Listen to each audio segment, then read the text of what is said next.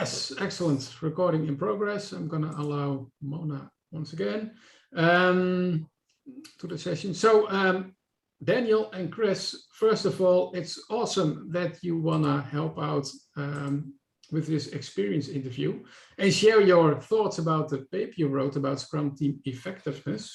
For the people that don't know you, I'm just going to go to the next slide.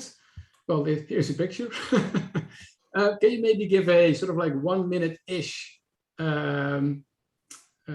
talk about, well, your background, your experience, and maybe Daniel, do you want to start? Yeah, sure. Thank you for inviting me. So nice of being here. I'm Daniel Russo. I'm an associate professor at Aalborg University in Copenhagen in computer science.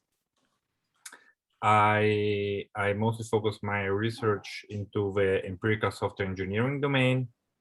And yeah, so basically before moving to Aalborg, I had several positions mostly around Europe. And since more or less 1 year, I'm working with Christiaan about the Scrum Survey. So, and which is the first work that we published together. And hopefully a lot to come. Cool. Thanks, Daniel. And Chris?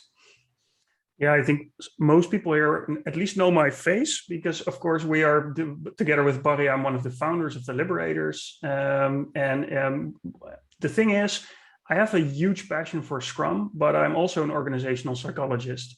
And I haven't been able to do a lot with that over the past couple of years. And I was really aching to get back into a bit more scientific approach of my work. And this is also why we created the Scrum Team Survey. It was called the Zombie Scrum Survey initially as a free tool, started as a hobby project, I think 2 summers ago. And I thought it would be nice to start collecting more empirical data about what Scrum teams are actually doing and also what factors contribute to their effectiveness. So what started out as a hobby project eventually became a scientific publication that I'm very happy that Daniel joined the writing process for this. Actually, it sort of started with Daniel emailing me if it would be possible to use the data for scientific research. And then I asked, well, maybe we can do it together. How about that? And Daniel was so graceful to accept that offer. And well, here we are today, ready to talk about the paper that we submitted to the peer review process. Is there anything else that's important about me? Don't think so. We'll cover that later if there is anything. And you've done great, Chris, because I think you already covered one of the first questions. Oh, did I? No, that's perfect. So what we've done in the Google presentations, I've included the questions that, well, I've added a couple of questions just to get started. All the other questions are raised by our Patreon community. We'll try to cover those questions within the upcoming 50 minutes.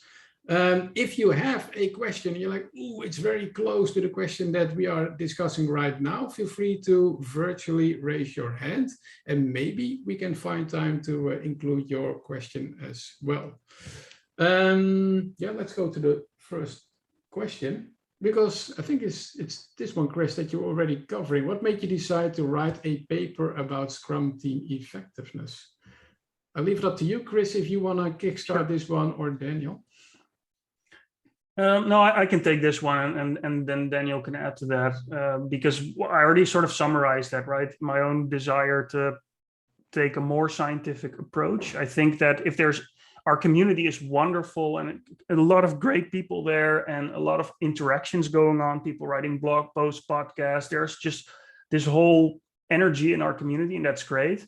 One thing I sometimes miss is a scientific perspective. There are people that are doing that, but there are a lot of opinions also in our community. And some of those opinions are great, but some of those opinions are doubtful, like certain ideas of what makes Scrum teams effective. And without already having a sense of what those answers would be, I thought, what would happen if you actually start collecting data and then analyze that data? Well, and then, like I said, Daniel sent an email. And Daniel, maybe for you, do you remember why you actually sent that email? What were you looking for? Right, absolutely. So I also did basically some research about agile software development, agile transformation processes, from the early beginning, from my PhD, where I was working as a consultant for the Italian Army and several other institutions. And I was mostly doing at the very beginning some kind of qualitative research, and I moved towards my career towards more quantitative based methods, and among others structural equation modeling. And I saw, and to answer your question, Christiaan, so I saw that you had some very nicely structured data that, you know, fits actually very well into our ICM model. And so I said, this looks interesting. Let's have a deeper look into that. And yeah, I think this is how it started. Cool. Thanks, Chris and Daniel. So for now, I'm going to skip one question. Actually, I'm going to move already to the, let's say, the meat of this experience interview. And I'm going to make both of your lives maybe a bit easier, because first, initially only had this question: can you provide a short summary in your own words that captures the outcome of the paper? But then it was like, well, let's make the lives a bit easier and include this illustration that Christiaan and Daniel created together with Thea Schukken, our visual illustrator. Chris, can you maybe take a couple of minutes to, well, maybe explain the summary of what this illustration is showing? Right. Yes, of course. So basically what we've done in our work is to first take a look at how are some of the Scrum teams that we've worked with, how are they actually working in practice? So what are they actually doing? And from those studies, we've created a theory or a model, basically a model about factors that we think are important to Scrum team effectiveness. And Daniel, what is a theory? I mean, that's one question I think is always useful to answer. Why do we need a theory in the first place? Is there like a thought you have on that? Well, the first thought is that we do not need a theory. I think it's very handy to have a theory. So this would be, I guess, my first consideration. And well, I think probably the big idea, you know, behind this is in our work, at least as an academic, as a scientist, what we are really looking for is to see some specific patterns that happen into reality. And basically our job is to abstract those patterns in order to make them generalizable and to make them applicable in a huge variety of possible scenarios. And so I think this is very much about it, to be honest. I like that. Yeah, so it's very much about patterns, right? So there are a couple of patterns that we identified in our work, in our study, and that we also capture in the paper. Barry, can you maybe go back to the illustration, because I think that's actually a bit easier for people to get. So the most important finding is that we are able to explain quite a large percentage of the effectiveness of Scrum teams by just looking at 5 factors. And those 5 factors are at the top left corner of your screen. So it's responsiveness, which is like how quickly can teams respond to emerging needs, to new ideas. I will skip the whole definition for now. We may go deeper into that. Responsiveness is one. Stakeholder concern. So how concerned are teams actually with the needs of their stakeholder? Is it not just the product owner, but also other people in the team? We also have team autonomy. So how much freedom does the team have to do its work the way they think it should be done? And it's also, is there a climate of continuous improvement within and around the team that makes it possible for them to improve over time? And we also figured out that management support is really very important. And I think we all know this, but it's nice and there are more studies that show that, but it's nice to see that here also.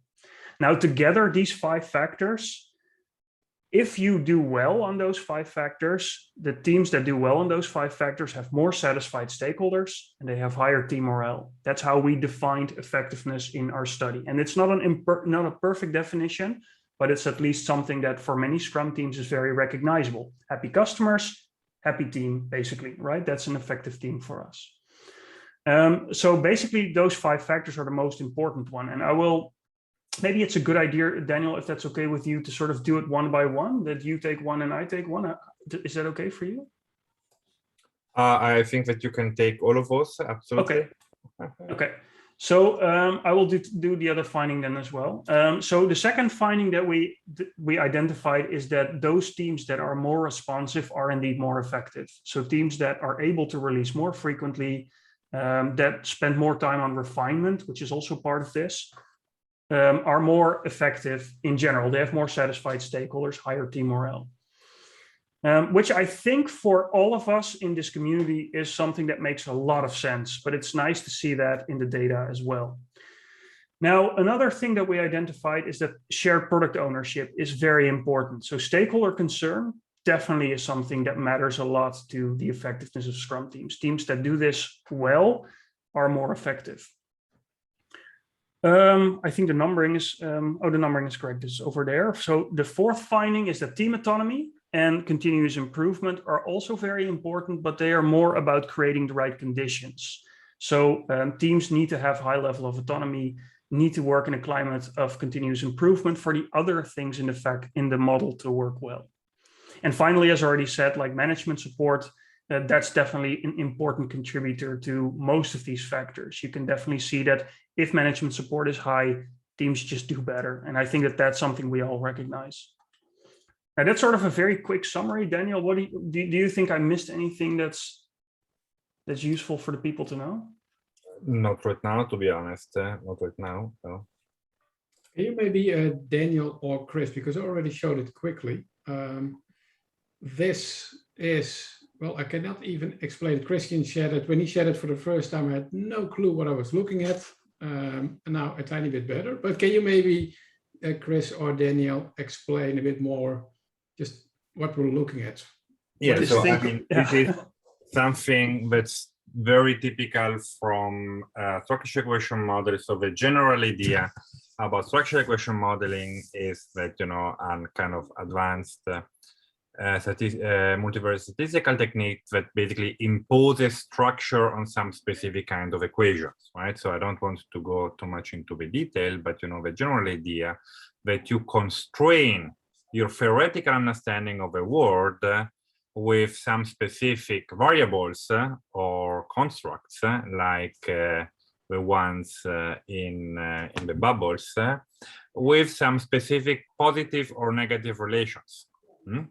So, and therefore we have a number of hypotheses that are represented by those kind of relations with either a negative or a positive relation, which, you know, it's typically described with either a plus or a minus. And how do we actually manage those variables or latent variables, to be more specific, with again other items? So with a specific question, and this question are those questions that people answer the Scrum survey, you know, individually with, typically speaking, a Likert scale with agreement with and a disagreement, right? So for example, team autonomy, how is team autonomy measured? Well, it's measured through self-management and cross-functionality, right? And there are a number of questions in the Scrum team survey about those, right? And we are afterwards able to aggregate, you know, all those data to compute the variable and then to understand the constraint relationship that we are posing from again from a theoretical perspective, and you know, therefore here comes the importance of theory into our model, and therefore we can see whenever our understanding of the reality is true or false, typically through model fit first, and again, I don't want to explain model fit right now, through the significance of path relationships, and most importantly, the explained variance, right? So how well are our variables able to explain our outcome variables? Okay, Thanks, Daniel. Christiaan, do you have anything to add to this? Yeah, maybe it's a related question that a lot of people have asked on LinkedIn and other platforms, is that if they look at the model, there are sometimes things missing, like things that seem to make a lot of sense. And true, like the focus for us was very much on the team level, and that was on purpose, because we think that it's interesting. There is not a lot of research on the team level of Scrum teams about what makes them effective. Daniel himself actually did research on what makes agile transformations more effective, and that's very useful to know as well. But what's happening on the team level?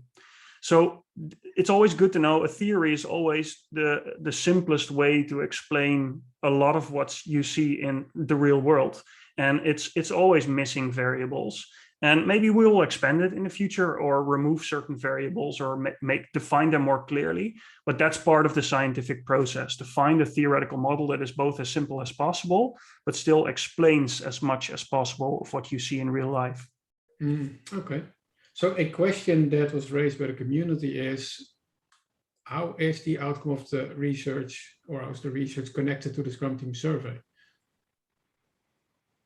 Do you want to kickstart this one, Chris? Well, obviously it's... Sorry. It's both, right? So, I mean, the Scrum Team Survey is the research. So as I explained before, if you can go to the last slide, Barry, again, so we are focused on a few number of variables, right? So for example, team autonomy, continuous improvement, and so on and so forth. But how are we able to measure them, right? So maybe I can add something new.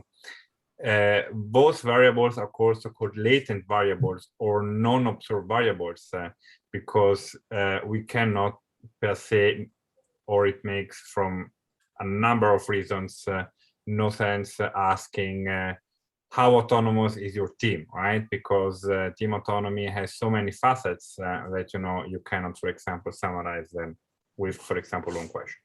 So you need to establish a measurement instrument, and you have to capture as many facets as possible with, still having a parsimonious instrument, because otherwise people would have to spend hours if not days to answer, every possible question that might be involved, right? So it's always kind of a balance. And professionals in the Scrum team are again answering specific questions about, for example, self-management, about cross-functionality, and they are not asking any specific questions about team autonomy. And the reason is because we are going to compute team autonomy through this number of items that people are asking directly. So my brief answer would be there is no real difference. Yeah, maybe there's one addition to that might be helpful for people to also see, is that the research that we're doing right now is based on 1,200 teams. Daniel and I are actually, I wanted to say Barry and I, it's like a force of habit. But Daniel and I are now working on a revision of the paper where we have even more teams. But the thing is, the patterns that we can identify in the model, for example, that team autonomy is very important, we can use that information to actually support Scrum teams that are using the Scrum Team Survey to recommend that they should invest in team autonomy if specifically team autonomy in their team is very low. Because we know from the data that we're collecting that actually makes a difference. It makes your stakeholders more satisfied if you invest in that. So that's one of the things that also ties all this together again. Oh, nice. Cool. Good example. Let's go to the next question. I think this one got the most votes. What are expected and especially unexpected findings? Daniel, what was your most unexpected? Because you've done a lot more research than this is my first actual attempt. You've done way more than this. You've read more literature. What was the most unexpected thing that you found? Yeah, so actually, I'm a little bit. I have to provide a very unsexy answer, and I'm very sorry for that. But I mean, and probably this is also my personality. So I tend to be very pragmatic. So I think that I'm very pragmatic individual. So it's not an issue of what's expected and unexpected. So you theorize a model, when afterwards you have, you see that, your hypotheses are either confirmed or not confirmed. And that's it, right? And then, it's our job to try to make sense why this is the case or not the case. So I think that I have a much less romantic touch to that maybe Christiaan might have. So probably Christiaan is the best person to answer this question. Sure. Well, for me personally, what was interesting, what was unexpected is that I would have expected personally to see a big link. Barry, can you go back to the model, perhaps, because that helps. Thanks. So I would have expected the connection that we also have in the model, the hypotheses H5C, the connection between team autonomy and responsiveness.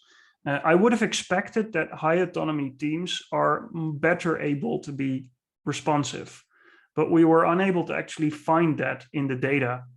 So we apparently have a lot of teams that are very high in autonomy, but are not very responsive at all.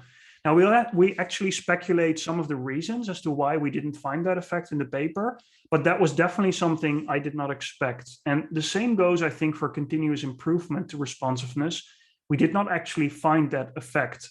It was not significant. And that's also interesting, because I would expect that teams that invest in continuous improvement would eventually build the skills and the tools they need to respond more quickly to changing needs. But that did not actually, it wasn't the case in the data. And again, there are reasons probably why that's not the case, variables we did not measure, but that was still an unexpected finding for me. So before, we've got plenty of other questions that we can also ask, but before we're moving on, maybe there is someone in this experience interview, a participant, that has a question that's highly relevant before we move on, maybe about the model that you're looking at right now, maybe about the 5 findings that Daniel and Christiaan shared. If so, just raise your hand, and then... Yeah, Eric already has a nice one on the chat. Maybe yeah, let's see, maybe... What's the question? Maybe the relation between autonomy and responsiveness is blurred by alignment. Yeah, interesting. Chris, do you want to take that? Well, Eric, if it's okay, may I ask you what you mean by alignment in this case? Can you give maybe an example of how you would see that work? Yeah, it's something I've been thinking a lot lately. It's a combination of Daniel Pink's model of motivation, where autonomy plays a very important role, but there are 2 other factors which also play a role.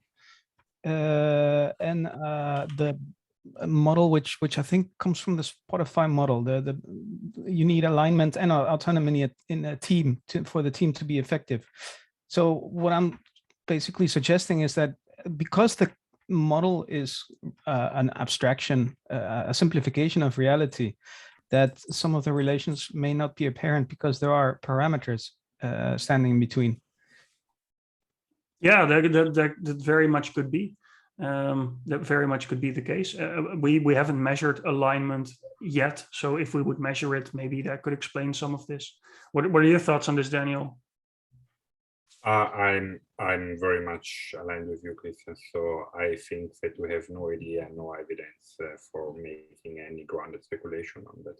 Mm-hmm. You know what's interesting about this? Just a brain fart for me that I think we had a lot of the times during this research is that, for example, if you speak of alignment, what do you mean by it? So we found it very difficult to define things correctly, because you need to define them correctly so that you can measure them well, right? So that's always the trick. How do you measure these things well? So definitely something to explore. Yeah, and I think a question that you can answer quite quickly. Mona asked, can you explain the numbers and the plus? So in this illustration in the model, what does the plus mean and the numbers mean? Oh, right. Yeah, those are the number. Basically, we have hypotheses, and these are just the numbers to identify the various hypotheses that we have. And the plus and the minus indicate the direction that we hypothesize. I don't think, Barry, we have the final model in here. I could share my screen just for a second, but maybe we can do that further down in the conversation cafe. Yeah. Let's go to the next question that was raised by our patrons, and that is, what can we as Scrum Masters and managers learn from researchers in terms of running organizational experiments? I love this question. Yeah, that's such a good one. You have something in mind, Daniel? Well, my very direct answer would be, well, just open your doors to industry academia collaboration. I'm sure that myself and a lot of colleagues, we are actually very, very happy to establish those kind of relationships to understand real world phenomena in a better way.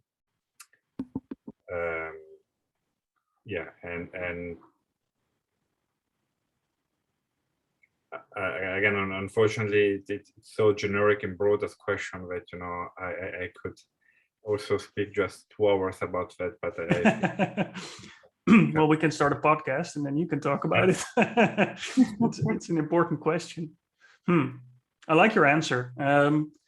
Also, I had a talk last week with someone who was experimenting with metrics in the organization. We were actually talking about the fact that it's helpful to have some basic skills in how to actually run experiments in at least a somewhat scientifically sound way. I mean, you cannot run actual experiments in organizations. There's just too much stuff that you can't control. But sort of the idea of first identifying a hypothesis and then sort of gathering data to either confirm it or falsify it, which is also perfect. I think that sort of mindset is very helpful and something we can definitely learn in our community from how researchers like yourself, Daniel, do this in general. And the collaboration, I can only plus 100 that one, the collaboration between academics and practitioners. I think that that's something that's way more needed than what's happening right now. In a way, it ties to the next question. 2 questions, well, 3 questions actually. What can agile software teams learn from the scientific rigor researchers put to practice? What can researchers learn from the fast delivery feedback cycle of agile software teams? And how to connect both? Let me digest that question for a second.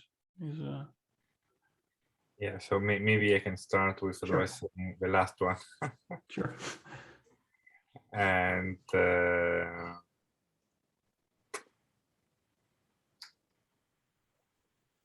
be honest, well, my I would say my most honest answer would be luck, right? So I think that it was actually an issue of luck that I went through the Scrum Team Survey. I went through Christiaan, and I think it was actually also luck that the 2 of us had such a nice relationship from the early beginning, and everything worked very smooth.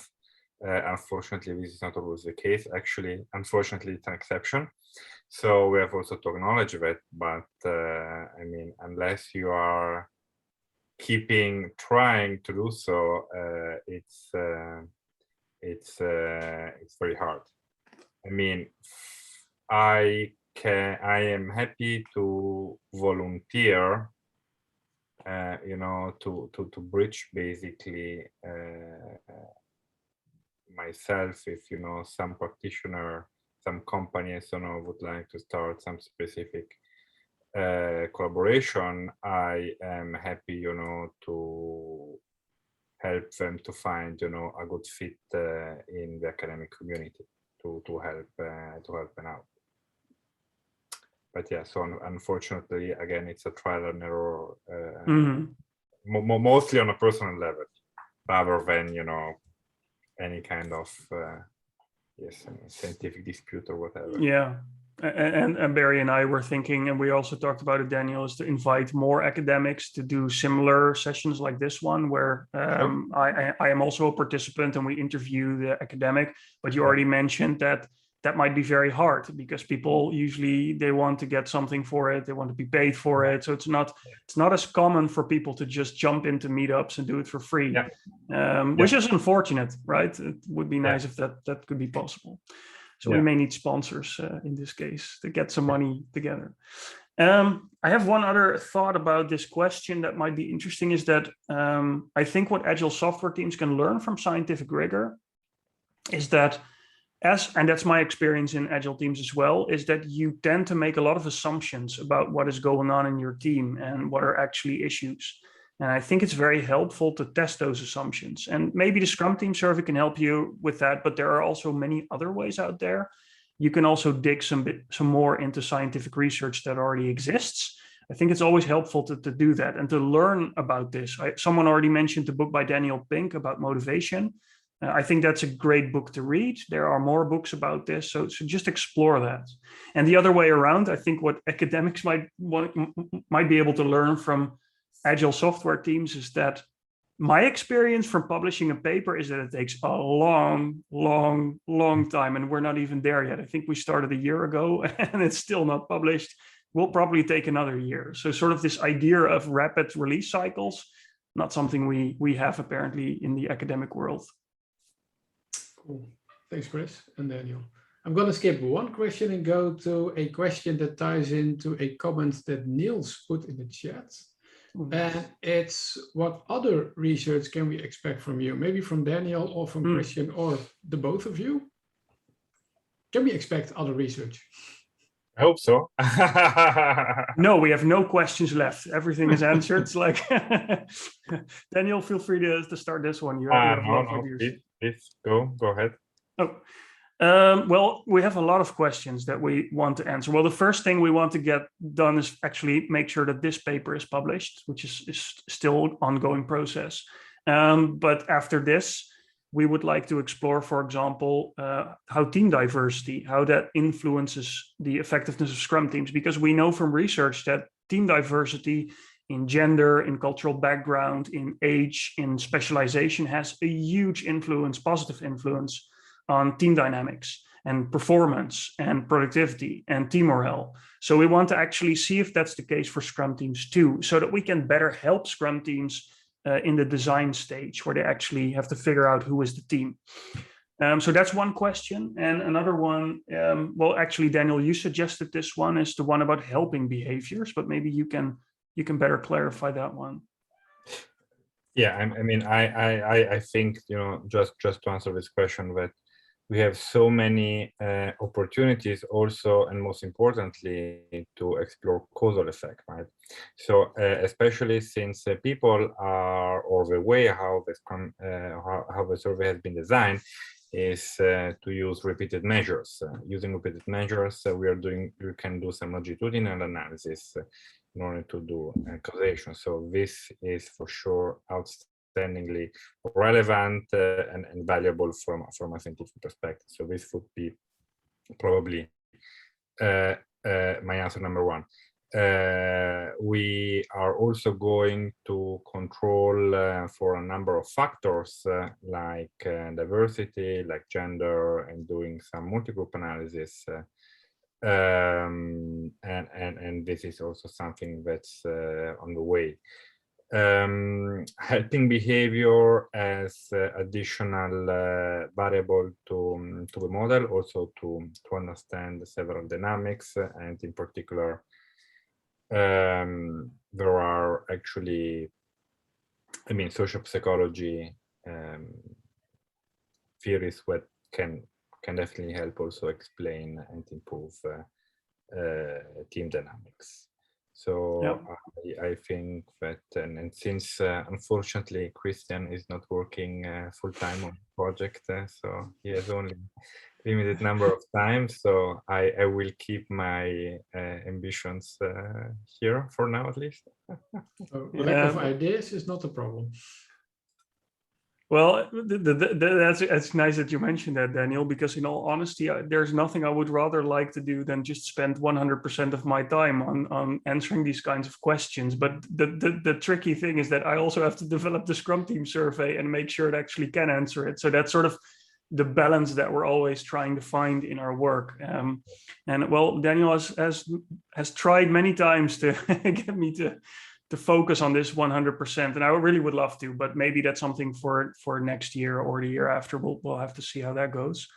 But there are many questions for us to answer, and the good thing is that we have data, and I don't think we've actually mentioned that yet, but this amount of data, the amount that we have, it's quite unparalleled in this particular field of research.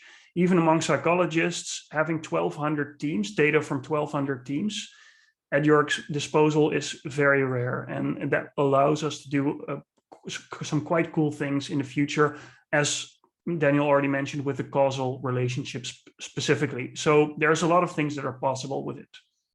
Cool. Well, in the meantime, I've seen 2 questions appear in the chat. I think we have some time to discuss them. Maybe let's start with the one from Marijn. Marijn, if you like, you can unmute yourself and just share your question.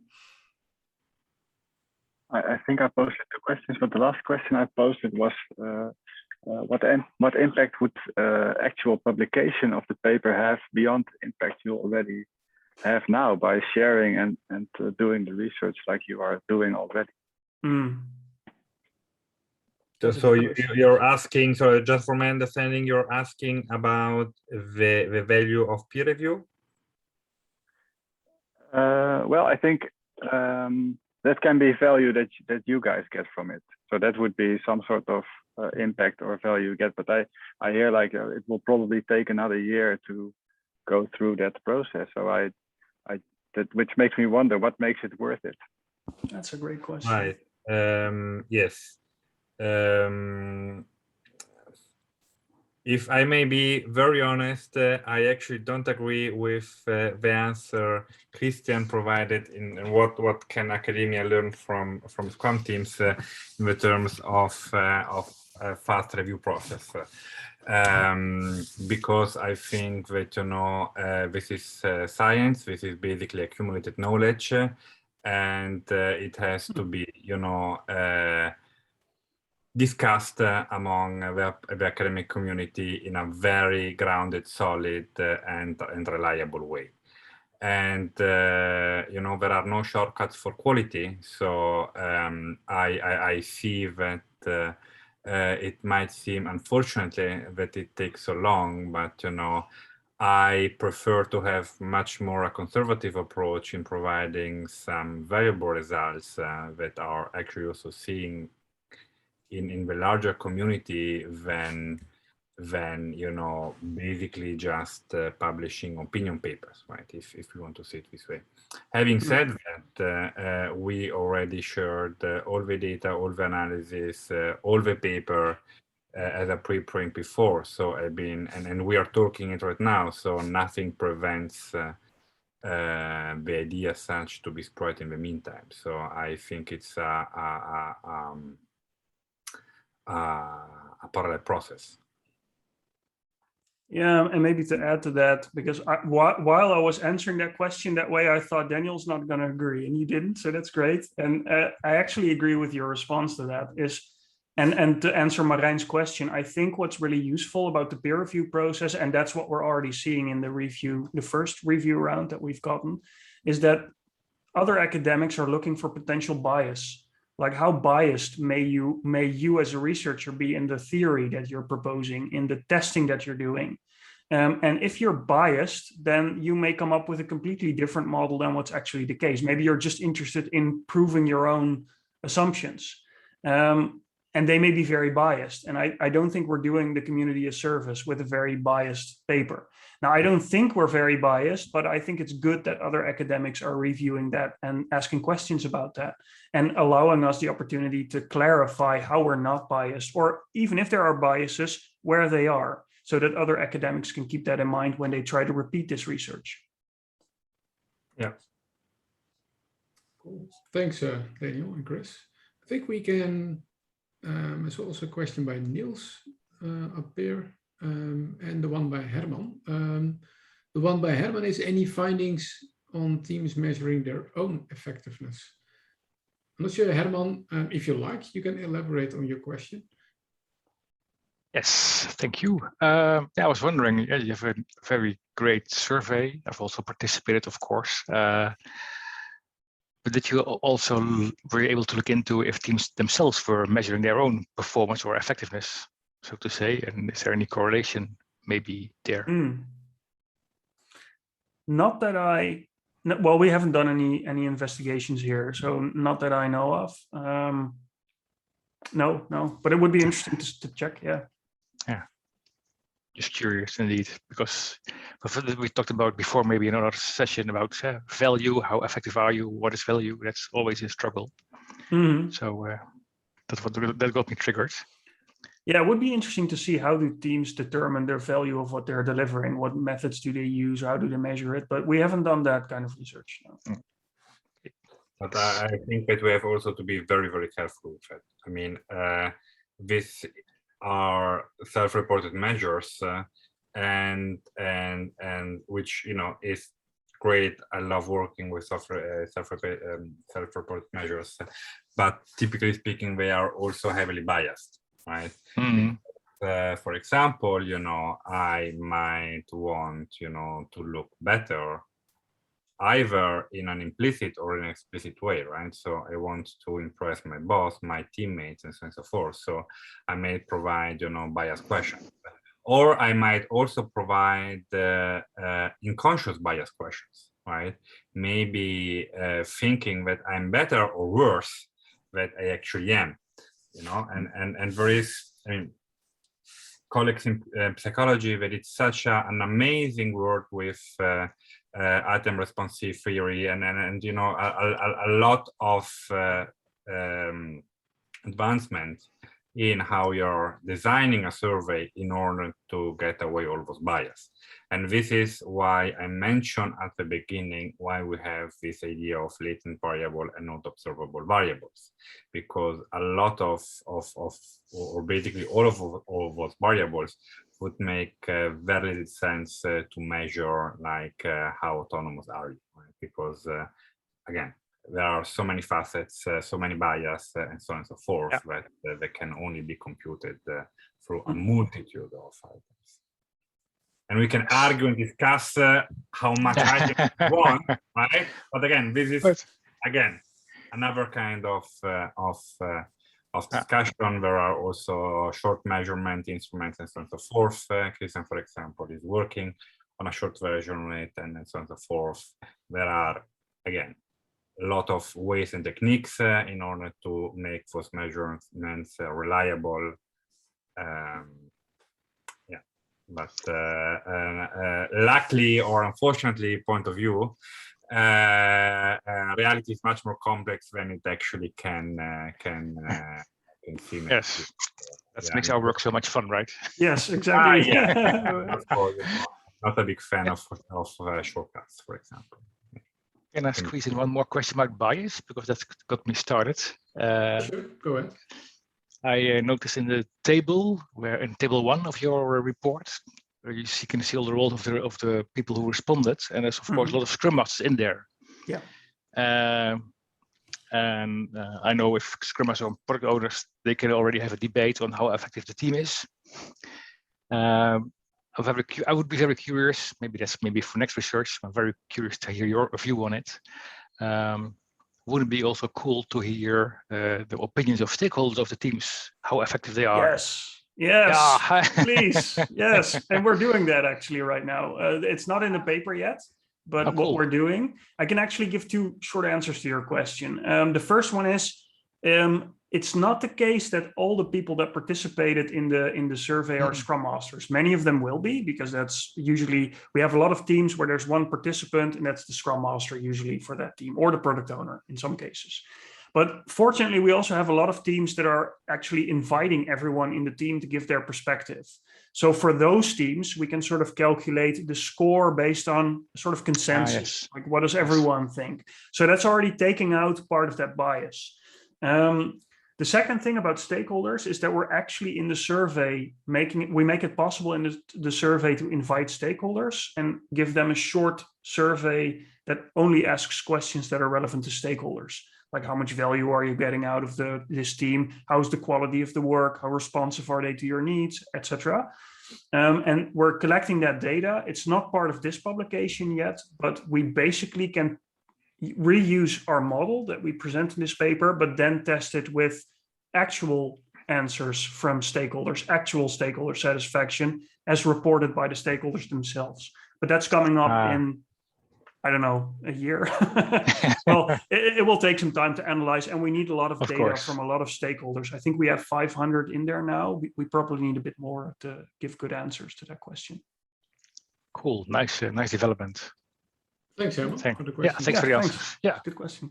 So we've got about 8 minutes left. I think we covered most of the questions. So is there someone listening to this experience interview and just has a new question that emerged in his or her mind? If so, feel free to unmute yourself. I see Eric raise his hand. One moment, Eric. I'm just going to wait if other people have questions. If so, also just raise there is your hand. one thing I can quickly answer, by the way, but that's the one by David. But you can do another one first, Barry. Eric, go ahead. And after that, Niels. Yes, thanks a lot.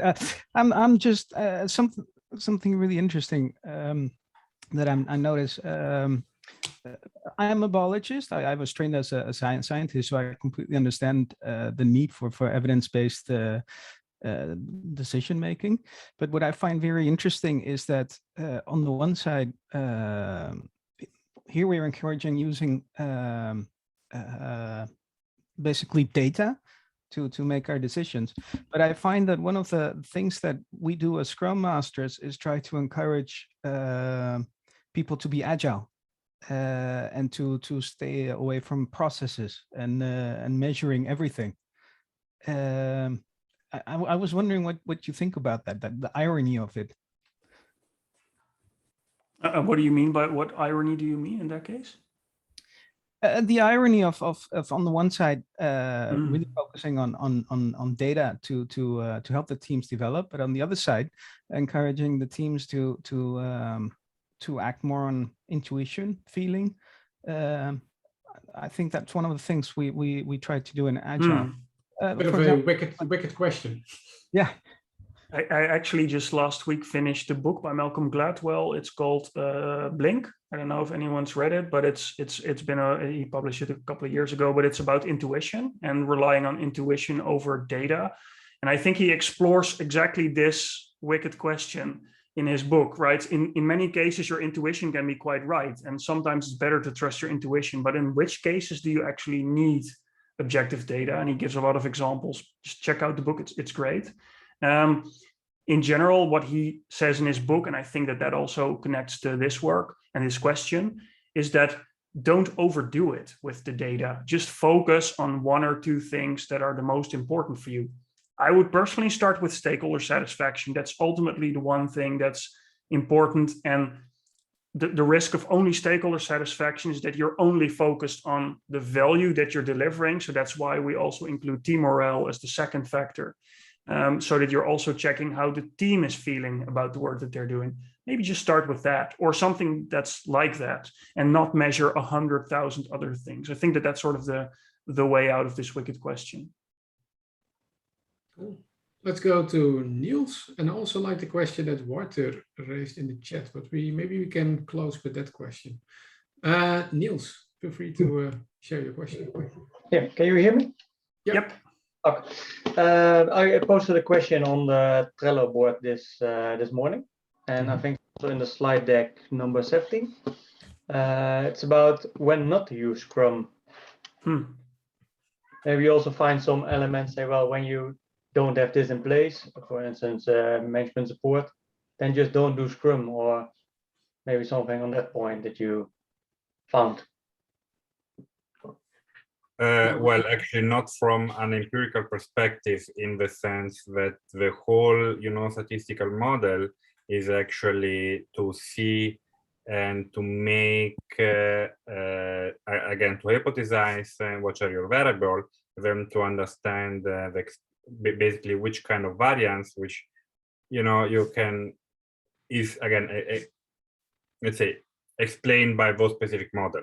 So I don't want to say that our model was biased per se, but this also means that we had a very structured model and idea about how it was. your question, to be very honest, is best addressed not with a sample study, but with case studies. So with more qualitative investigations, because there are so many possible nuance factors and so on that it's basically impossible to address with, for example, just a liquid scale. Chris, Once you have actually a very well understanding about, success or failure factor of Scrum, then you might validate it with for example, with a sample study. But again, our research question was very different. And so in that specific way, we have basically absolutely no data, no evidence to address the question. I fully agree with that. Yeah, and maybe to add to that is that, interestingly, we talk about Scrum team effectiveness, and most of our data is from Scrum teams. But this model generalizes to I think it generalizes quite easily to agile teams in general, maybe even to teams. But that's not, our data was from Scrum teams, so that's why we're not saying anything about other kinds of teams. And I don't think people should until we test it. But I totally agree with Daniel. This is really a case-by-case question. You have to look at the context. Yeah. Okay, clear. Thank you. No simple answer, unfortunately. No, just like a prerequisite for a good Scrum team or something. Yeah. So we've got a couple of minutes left, and the question by Vartu. I think it's nice if both Daniel and Chris answer this question, and then we're going to wrap it up afterwards. Sure. So the question is, what would be your highest hope about what can be done with the outcome of this research? Sorry, Barry, what is your highest? Hope. What would be your highest hope about what can be done with the outcome of this research? Sky's the limit, right? What's the limit for you then? Nice. Well, my limit is basically, the time, and mostly your time, Christiaan, you can dedicate to it. So, and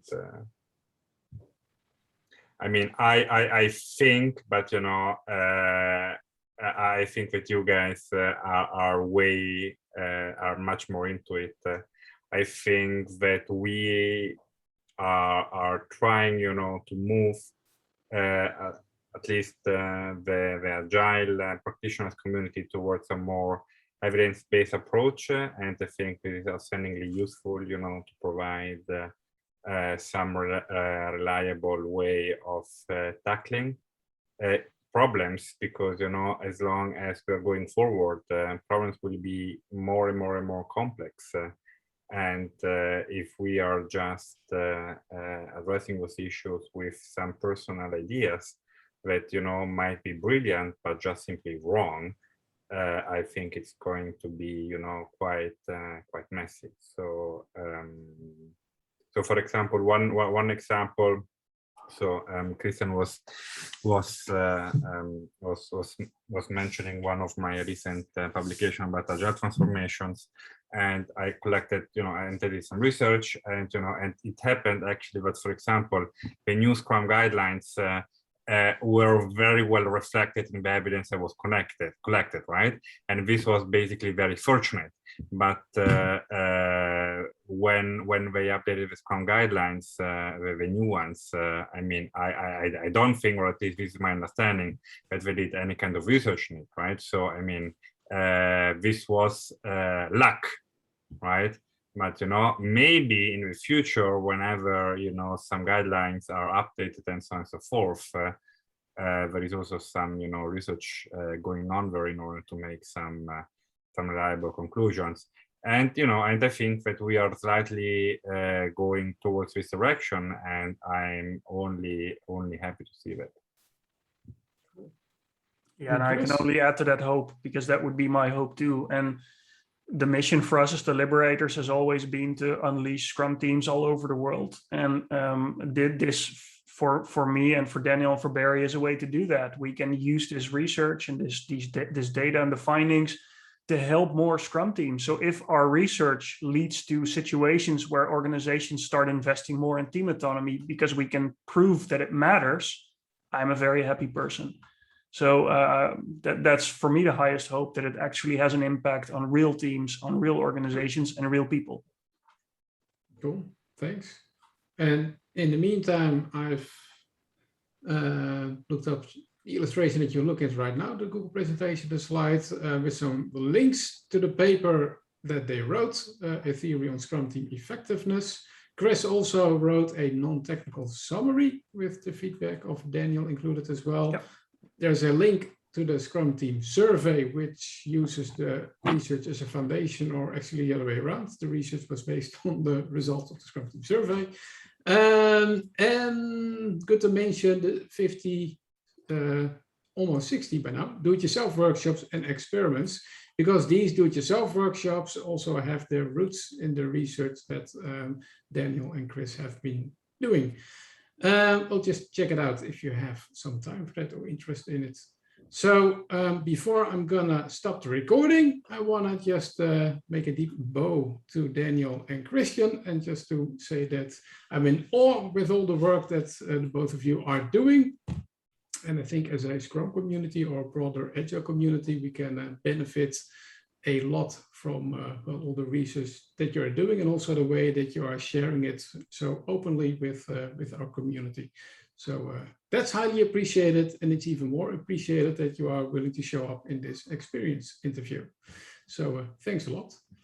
Sure, and for me showing up, it's a low bar, right? For me showing up, but in particular, having Daniel here is really awesome. So thank you, Daniel, for also joining and, well, just presenting these results together, and for Barry for hosting it, because you made this possible. Sure. So I'm gonna stop the recording right now.